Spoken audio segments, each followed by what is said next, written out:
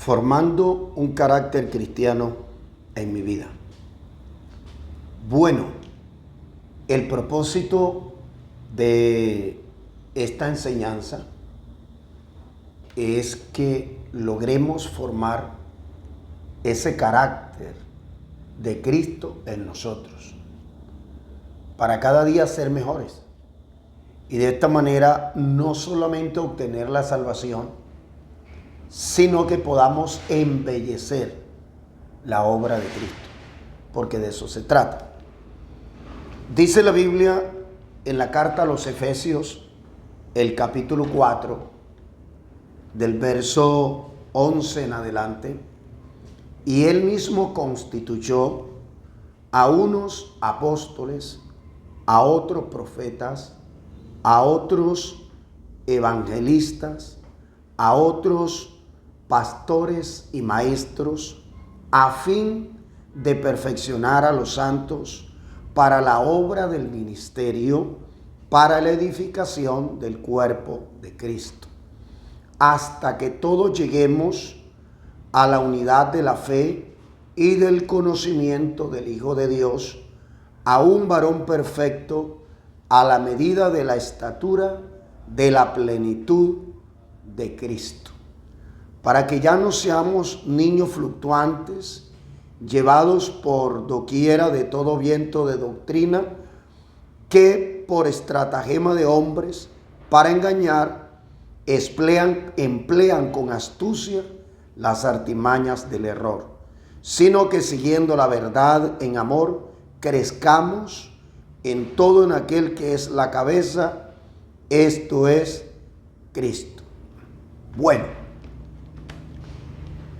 cuando nosotros o cuando hablamos de carácter, nos referimos a la forma de pensar, a la forma de actuar, a la manera en que cada uno vive, cómo piensa, cómo actúa.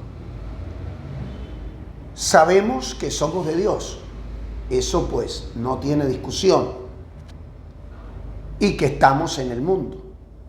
Pero la Biblia dice que aunque estamos en el mundo, no le pertenecemos al mundo. Es decir, estamos parados aquí, pero pertenecemos al reino celestial.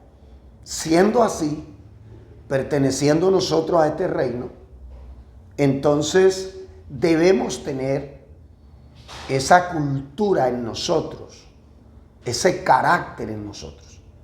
Vamos a mirar entonces lo que dice la palabra de Dios. Como le decía, el carácter es la forma en que actuamos, en que pensamos, cómo vivimos, cómo nos movemos, por qué reaccionamos ante ciertas circunstancias de la forma en que lo hacemos, ¿cierto? Teniendo en cuenta, pues, que la Biblia dice que si alguno está en Cristo, nueva criatura es. Las cosas viejas pasaron, he aquí todas son hechas nuevas. Esto quiere decir que el propósito de enseñar no es para mostrarle al otro el estado en el que está solamente, no es para eso. Claro está que la palabra le muestra el estado en el que se encuentra, pero también la solución. Recordemos entonces que para Dios no hay nada imposible y que Él quiere que cada día seamos mejores. El carácter, ya decía, que es la forma en que vivimos y actuamos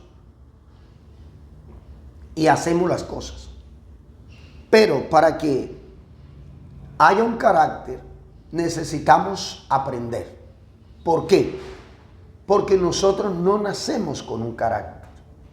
El carácter en sí es aprendido. Siendo aprendido, entonces se puede cambiar. ¿Qué quiere decir esto? Que no hay excusa para decir yo soy así, yo aprendí de esta manera, y como a escudarnos detrás de eso. No, no hay excusa. Porque así como aprendimos, nos formaron ese carácter, podemos cambiarlo también ahora. Usted dirá, es que así me enseñaron en la casa, mis padres, mis hermanos, el medio donde vivía. Bueno, eso está bien y eso no lo vamos a discutir. Pero yo quiero decirte también que al llegar a Cristo, tu vida puede cambiar, tu carácter puede cambiar. Porque si el carácter es aprendido, es formado, ahora tenemos un Padre que nos enseña de una manera diferente y eso sí, correcta. Claro está que para esto miremos algo.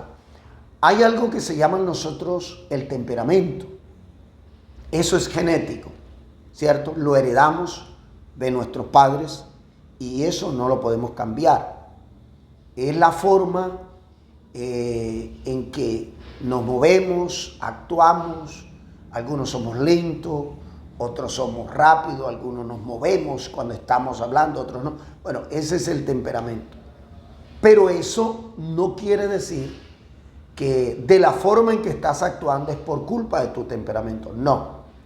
Por ejemplo, mira, nosotros encontramos en el apóstol Pablo que él, creyendo que estaba haciendo bien cuando era Saulo de Tarso y pensando que los hermanos pues estaban equivocados, él los perseguía de una forma agresiva, los tomaba, los llevaba y lo que él quería era que renunciaran a la fe de Jesús y se mantuvieran en la creencia o en la religión hebrea. Sin embargo, mira que cuando él conoce al Señor, su temperamento sigue. Esa forma agresiva en que hacía las cosas sigue, pero ya no lo hace persiguiendo a los hermanos. Ya no lo hace haciéndole daño a la gente.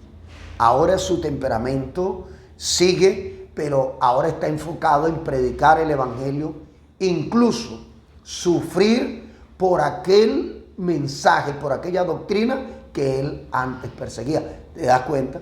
El temperamento sigue en él, pero su carácter cambia por encontrarse con Cristo. También hay que mirar otra cosa. Cuando unimos el carácter con el temperamento, formamos lo que es la personalidad, ¿sí? Entonces, ¿qué es lo que estamos hablando? Que el temperamento no lo podemos cambiar, pero el carácter sí. Y si cambiamos el carácter, entonces nuestra personalidad va a ser diferente. La Biblia dice que antes aborrecíamos a los demás y también nos aborrecían. Odiábamos y nos odiaban. De pronto pagábamos mal por mal, pero ahora con el conocimiento de Dios que tenemos, ya no pagamos mal por mal, ya no hacemos daño. Ahora más bien hacemos bien, incluso a los que nos hacen daño. Ahora no maldecimos, porque ya no estamos puestos para esto, porque ahora nosotros tenemos la bendición y estamos puestos para bendecir. Es decir, que ese conocimiento que tenemos de Dios nos cambia el carácter. Entonces, vamos a mirar ese punto. Por ejemplo, el carácter sí cambia de acuerdo al conocimiento que tengamos de Dios. ¿Sí? De acuerdo a ese conocimiento. Si uno cree que Dios puede cambiar unas cosas y otras no, pues uno no cambia. Y hasta cree que Dios no lo puede cambiar a uno. Y hace como que eso sea imposible para Dios. Si uno cree que por ser humano tenemos que seguir tratando mal a los demás, tenemos que portarnos mal, si uno cree eso, pues así vive. Pero si uno cree que aunque es humano, hemos sido llamados para ser santos, hemos sido llamados para ser transformados y que somos nueva criatura y que para el Señor no hay nada imposible y que podemos cambiar. Si uno cree eso, entonces, hermano, cambia su vida. Entonces, todo depende del conocimiento que usted tenga de Dios. Recuerde que la Biblia dice, el Señor Jesús dijo, y esta es la vida eterna, que te conozcan a ti, el único Dios verdadero. ¿Qué es lo que le quiero decir? No es solo saber de Dios, se trata de conocer a Dios. Porque yo puedo conocer de muchas cosas, puedo saber de muchas cosas, Y usted me pone a hablar sobre eso, sobre ese tema, y yo le hablo muy bonito, pero no lo conozco. Por ejemplo, puedo hablarle del Amazonas y porque sé de eso, porque lo he leído, porque he mirado algunos documentales. Entonces yo le puedo decir la forma de vida, los animales, las plantas y todo eso. Pero cuando usted me dice, ¿usted conoce el Amazonas? Yo le digo, no, nunca he ido. Entonces, así hay gente que saben de Dios, conocen la Biblia, recitan versículos, saben muchos versículos de memoria. Eso no es malo, eso es bien, siempre y cuando lo apliquemos de la forma correcta. Entonces, el propósito aquí no es solo saber, es conocer a Dios. Lo que lo cambia a uno es conocer a Dios. Más adelante iremos mirando por qué y de qué manera ocurre eso en nuestra vida. Por ahora, miremos entonces. Segundo, que la vida cristiana no depende de mis emociones, de mis sensaciones. Cuando yo le digo que la vida cristiana no depende de mis emociones, con esto no le estoy diciendo que no podemos ser seres emotivos. Claro que lo somos, lo somos. Hay gente que dice, hermano, yo no hago las cosas por emoción. Bueno, casi todo lo que nosotros hacemos, lo hacemos por emoción. Lo que pasa es que hay que aplicarle la razón. Pero quitarle la emoción al ser humano, imagínese usted, sería declararlo muerto. Eso es un imposible. Si analizamos, nosotros somos seres que pensamos, así estamos y fuimos creados, pero también estamos cargados y llenos de emociones. Si usted analiza muchas de las cosas que hacemos, después que las hacemos decimos, ¿por qué las hice? ¿Qué quiere decir esto? Que la emoción nos llevó a hacerla y cuando la razón llegó, ya habíamos realizado aquello, bueno o malo. Lo mismo ocurre en el culto. Le decía, alguien dijo, no, aquí no vivimos de emociones. Sí, está bien que la Biblia nos dice que nuestro culto tiene que ser con la razón y lo hacemos así, pero también lleva la emoción. Y si no, porque cree que cada uno, incluso en el mismo culto, alaba y adora al Señor de una forma diferente. Unos lo hacen rápido, otros lo hacen lento, porque allí va implicada la emoción. Entonces, lo que le quiero decir con esto, con todo que somos así, nosotros no vivimos, o nuestra vida no puede basarse en esas emociones, y tampoco podemos vivir de sensaciones. A veces decimos, yo tengo la sensación que hoy me va a ir bien.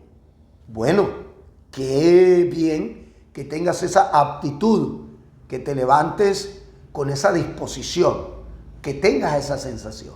Pero recuerda que por encima de las sensaciones está lo que la Biblia dice. Así que la vida cristiana no se basa en las sensaciones, se basa en la palabra de Dios. ¿Por qué? Porque tus sensaciones, mis sensaciones, nos pueden engañar y nos vamos a sentir frustrados. Además, no vamos a andar seguros, porque eso no nos genera seguridad. Pero en cambio, si ponemos en práctica la palabra de Dios, esa sí nos produce seguridad. Porque, mire usted, Dios no responde por lo que yo siento. Dios responde es por lo que Él dice. Dios cumple, son sus promesas. Dios no cumple lo que yo me imagino, lo que yo creo, las ideas que yo arme. Eso no es lo que cumple Dios. Ahora, está bien que en algún momento Dios me cumpla algún deseo mío. Eso está bien. Pero yo no puedo llevar eso como una doctrina, enseñarle a usted a que haga lo mismo porque Dios me cumplió un deseo. Bueno, Dios pudo haberme cumplido un deseo a mí, o a usted y a mí no, como sea. Eso no es un ancla, una base para sentar una doctrina. La doctrina, la enseñanza, tienen que estar basadas, tienen que estar allí bien arraigadas, es en lo que la Biblia dice. Entonces, por ejemplo, ¿por qué yo sé que Dios está conmigo? Porque lo siento, esto está bien. Pero Dios no está conmigo porque yo lo sienta. Dios está conmigo porque Él es fiel. ¿Fiel a qué? A las promesas de Él. Él ha prometido estar conmigo en todo momento, en toda situación. He aquí, yo estoy contigo todos los días hasta el fin. Esas son las promesas de Dios. Entonces, yo no creo que Dios está conmigo porque yo lo piense o porque yo lo sienta. Porque, ¿qué sucedería si un día de estos yo no siento a Dios? ¿Qué pasa si llega un momento en que yo no siento a Dios? Entonces, si yo vivo de mis sensaciones, si yo vivo de lo que yo creo sin tener en cuenta la Biblia, puedo creer que Dios me abandonó. De hecho que hay personas que creen que Dios lo dejó. Y hasta le dicen uno, hermano, Dios me dejó, Dios me abandonó. Y otros dicen, Dios, ¿dónde estás tú? Se les olvida que Dios lo llena todo. Entonces, hermanos, si Dios lo llena todo, Dios está aquí. Dios está allá contigo. Y Dios está en todas partes. Lo sientas o no. Si lo sientes, dale gracias a Dios. Y si no lo sientes, cree en las promesas de Dios. Entonces, mira que la seguridad en la vida cristiana nos la genera en la promesa, es lo que Dios dice. Es la palabra de Dios, no mis sensaciones. Otra cosa que hay que tener en cuenta es quién es Dios. ¿Quién es Dios para mí? ¿Y quién es Dios según la Biblia? Porque yo puedo tener un concepto de Dios que no es el que la Biblia dice. Puede ser que alguien me enseñó mal, puede ser que me instruyeron mal, o mi mente arma un pensamiento, una idea, y yo crea que Dios es así. Por eso es que ocurre mucho hoy que hay personas, usted se da cuenta hasta en la forma de adorar y de alabar a Dios. Ellos dicen, lo importante es que lo hagamos para Dios. Y porque nombran a Dios, hacen tantas cosas. Y ellos creen en su idea que están agradando a Dios. Pero no se han detenido a pensar si realmente eso que están haciendo es agradable o desagradable a Dios. Esto ocurre porque ellos consideran a Dios de otra manera. Que Dios se agrada con todo lo que ellos le brindan, olvidándose que Dios es exigente. Y si usted quiere una prueba de que Dios es exigente, usted lo mira en la Biblia. Cuando Dios estableció, por ejemplo, el tabernáculo, Él dio unas reglas, unas medidas, el material con el que se iba a hacer y todo. Cuando Dios le dijo a Noé que construyera un arca, no le permitió a Noé construir un arca de cualquier tamaño. Dios le dio el diseño, le dio la medida, la madera y cómo la iba por dentro a calafatear. Mire usted, entonces, analice que Dios sí exige. Si usted quiere agradar a Dios, si usted quiere ofrecerle a Dios, eso está bien. Pero mire cuáles son las exigencias de Dios. Porque cuando la Biblia dice que Él nos llamó, hablando de la iglesia, llamados para ser santos. No nos llamó para vivir de cualquier manera, ni vivir de acuerdo a nuestras ideas o sensaciones. Nos llamó para agradarlo a Él y para ser santo. Entonces, ¿quién es Dios para ti? Ahora sí, mira lo que ocurre entre Caín y Abel. Observemos eso. La Biblia dice de Caín que trajo una ofrenda al Señor. Él sabía que era para el Señor. La Biblia dice textualmente que lo trajo para el Señor. Y tomó del fruto de la tierra. Eso era lo que él producía. Eso era lo que él tenía. ¿Cierto? Pero mire usted que la Biblia no dice que la ofrenda de Caín era mala ni que él escogió lo peor, no. Pero tampoco se ve que él sacó tiempo para elegir lo mejor. No lo hizo. Abel, en cambio, también trajo de lo que producía. Era pastor de ovejas, criaba ovejas, así que eso trajo. Pero la Biblia sí dice que Abel sacó buen tiempo para seleccionar lo mejor. Note que tanto Caín y Abel traían la ofrenda a Dios. Ellos eran conscientes que era para Dios. Pero notemos la diferencia entre el tiempo que pudo sacar Caín para elegir la ofrenda y el tiempo que sacó Abel para elegir la ofrenda. ¿De dónde dependió eso? De lo que cada uno creyó que era Dios. De acuerdo a lo que yo crea que Dios es para mí, así vivo, así actúo. así le ofrezco a Él, así lo adoro a Él, así le reconozca a Él. Mire, yo he dicho siempre que la gente orgullosa, la gente altiva, la gente que se cree superior a los demás y que quiere pasar por encima de todos, aún estando en la iglesia, el problema no es que ellos fueron formados así. El problema no es que en la casa le enseñaron así, que esa es su forma, que así lo enseñaron, que pobrecito. Ese no es el problema. El problema es que ellos no conocen a Dios. Porque si ellos estuvieran cerca de Dios, se acaba el orgullo, se acaba la altivez. Mire lo que le pasó a Saulo de Tarso. Iba con esa arrogancia, con ese ímpetu, a traer a los hermanos, ¿sí? Para que hacerlos apartar del Señor. Pero cuando se le apareció el Señor y vio tremenda visión y todo lo que le ocurrió, ya sabemos, que después que él dijo, ¿quién eres, Señor? ¿Y qué quieres que haga? Cambió. Ya no era ese Saulo arrogante, ahora es un Saulo, ahora es un Pablo, que es el mismo, diferente, que está dispuesto a sufrir, y se acabó toda la altivez. Entonces, si tú estás lejos de Dios, tú te ves enorme y te crees superior a los demás. Hasta te crees con derechos en la iglesia. Crees que si te usan es un derecho. Crees que tienes capacidades y habilidades y que por eso es que sirves en la iglesia. Pero cuando tú te acercas a Dios, cuando tienes a Dios cerquita, te das cuenta que no es por tu habilidad, que no es por tu conocimiento, sino por la gracia y por la misericordia de Dios. Y de esa manera irás a reconocer a los otros hermanos.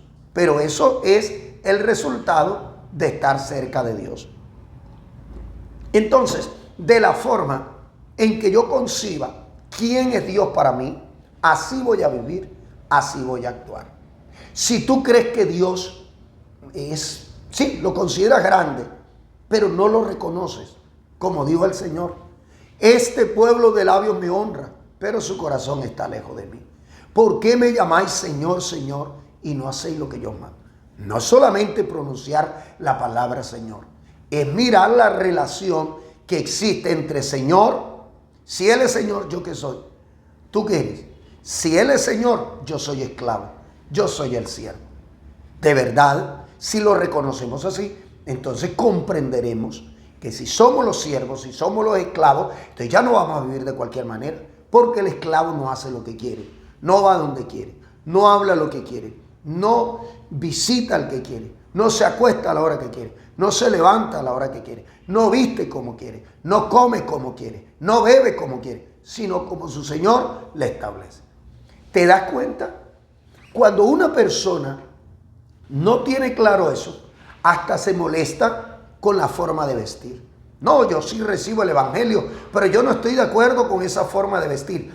Porque él no conoce a Dios. Él no tiene idea real de quién es Dios. Y él no lo reconoce como su Señor.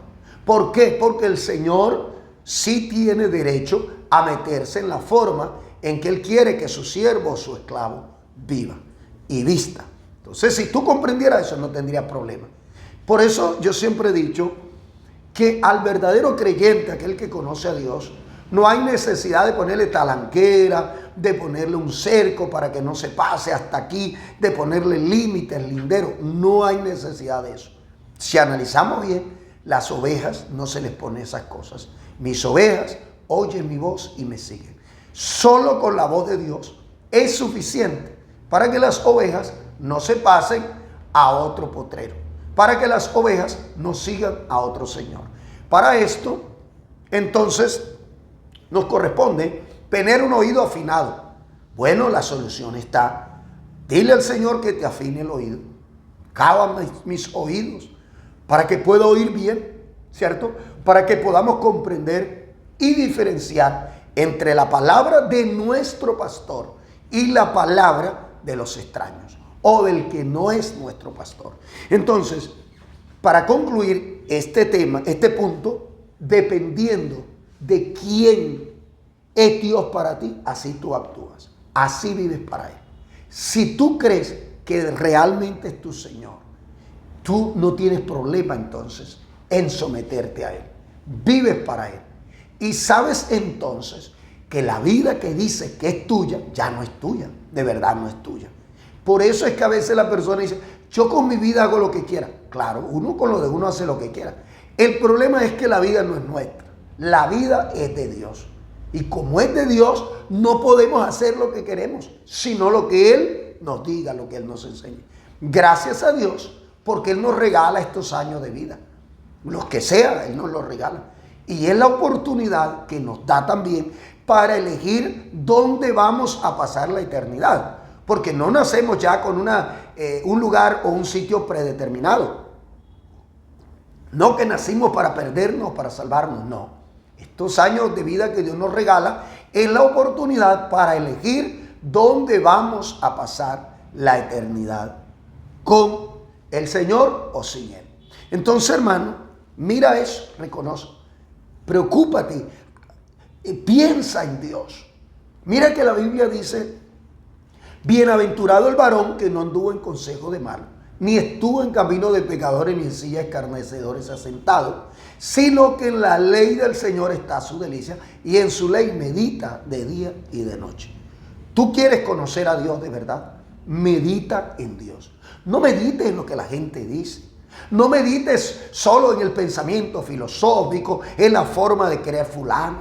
A veces decimos, no, pero es que él tiene conocimiento y él cree así. Deja ya eso. No estoy diciendo que eso es malo o bueno, pero déjalo.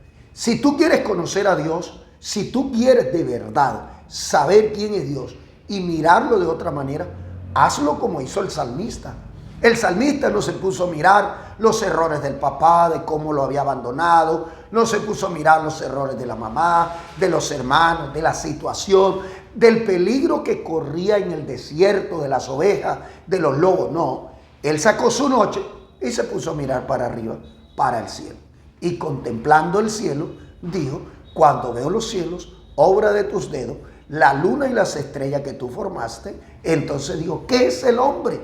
Fíjate cómo el observar la creación, el ponerse a pensar en Dios, vio a Dios tan grande, pero tan grande, que él se sintió tan chico. Pero eso fue el reconocimiento y la meditación en Dios.